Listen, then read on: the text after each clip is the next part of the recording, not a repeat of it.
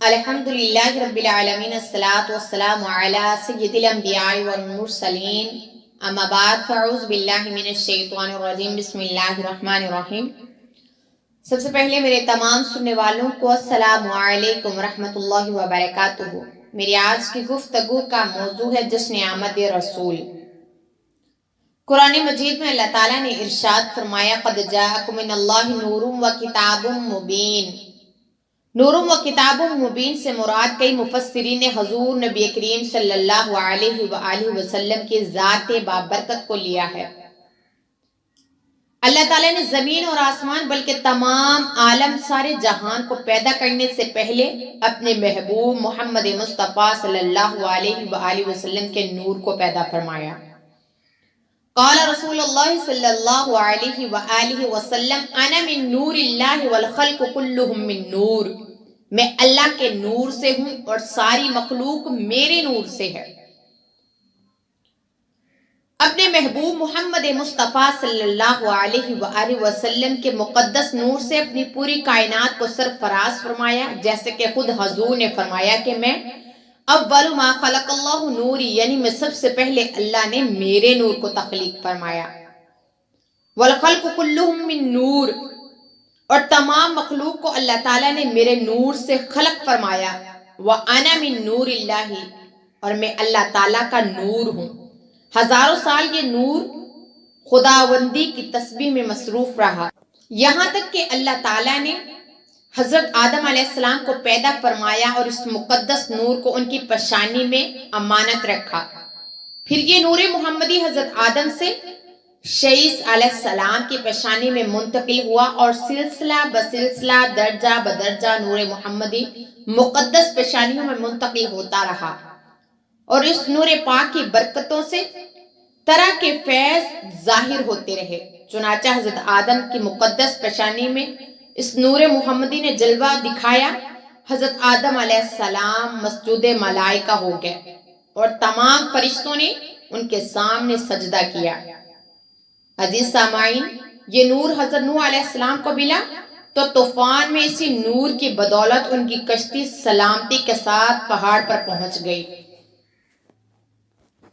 عزیز سامعین، اسی نور محمدی کا فیضان تھا کہ حضرت ابراہیم علیہ السلام کو جب نمرود نے آگ میں ڈالا تو آگ کے شعلوں میں سے ایسے شعلے تھے کہ ان میں سے پرندہ بھی پر مار کر گزر نہیں سکتا تھا، تو وہ آگ ان کے لیے ٹھنڈی اور سلامتی والی ہو گئی۔ قرآن مجید میں اللہ تعالیٰ نے ارشاد فرمایا یا نار کونی بردم وسلام علی ابراہیم، کہ اے آگ میرے ابراہیم پر ٹھنڈی ہو جا، سلامتی والی ہو جا۔ یہی وجہ ہے کہ تمام انبیاء علیہ السلام آپ کی تشریف آوری کے منتظر رہے اور ہزاروں مقدس رسولوں کی جماعتیں آپ کی آمد کے انتظار میں آپ کی مدح ثنا کا خطبہ پڑھتے رہے اور مشغول رہے اس میں۔ خلیل اللہ نے جس کے لیے حق سے دعا کی، ذبیح اللہ نے وقت ذبح جس کی التجا کی، جو بن کے روشنی پھر دیدائے یعقوب میں آیا، دل یحییٰ میں ارمان رہ گئے جس کی زیارت کے، لب عیسیٰ پہ آئے واضح جس کی شان رحمت کے۔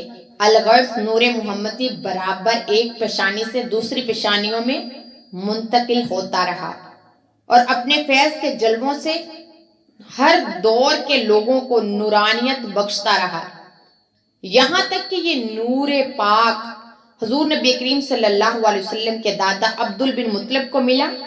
حضرت عبدل بن مطلب سے یہ نور پاک منتقل ہو کر حضور نبی کریم صلی اللہ علیہ وآلہ وسلم کے والد حضرت عبداللہ کو ملا، اور حضرت عبداللہ سے آپ کی والدہ بی بی آمنہ کو منتقل ہو گیا۔ ایام حمل میں طرح طرح کے فضائل و برکات کا ظہور ہوتا رہا۔ چنانچہ حضور اکرم صلی اللہ علیہ وآلہ وسلم کی والدہ ماجدہ کا بیان ہے کہ ایک رات خواب میں مجھے ایک فرشتہ آ کر آخر الزمان نبی کی تشریف آوری کی بشارت دیتا ہے۔ خوشخبری کا وقت قریب سے قریب تر ہوتا گیا اور خداوندی اقدس کی نعمتوں میں سے سب سے بڑی نعمت کا ظہور ہوا۔ چنانچہ ربیع الاول امیدوں کی دنیا ساتھ لے آیا۔ دعاؤں کی قبولیت کو ہاتھوں ہاتھ لے آیا کہ رحمت بن کے چھائی 12ویں شب ربیع الاول کی مبارک مہینے کی 12ویں تاریخ آئی۔ اس رات میں عجیب عجیب مناظر قدرت کے جلوے نظر آئے جن کے بیان سے زبان عاجز اور قاصر ہے۔ حضرت جبرائیل علیہ السلام 70,000 فرشتے لے کر آسمان سے حرم کعبہ میں اتر پڑے۔ سبحان اللہ، حضرت جبرائیل علیہ السلام ایک مرتبہ خانہ کعبہ میں جا کر خداوند اقدس کے حضور سجدہ ریز ہو کر دعا مانگتے ہیں کہ یا باری تعالیٰ اپنے محبوب کو جلد بھیج دے اس دنیا میں،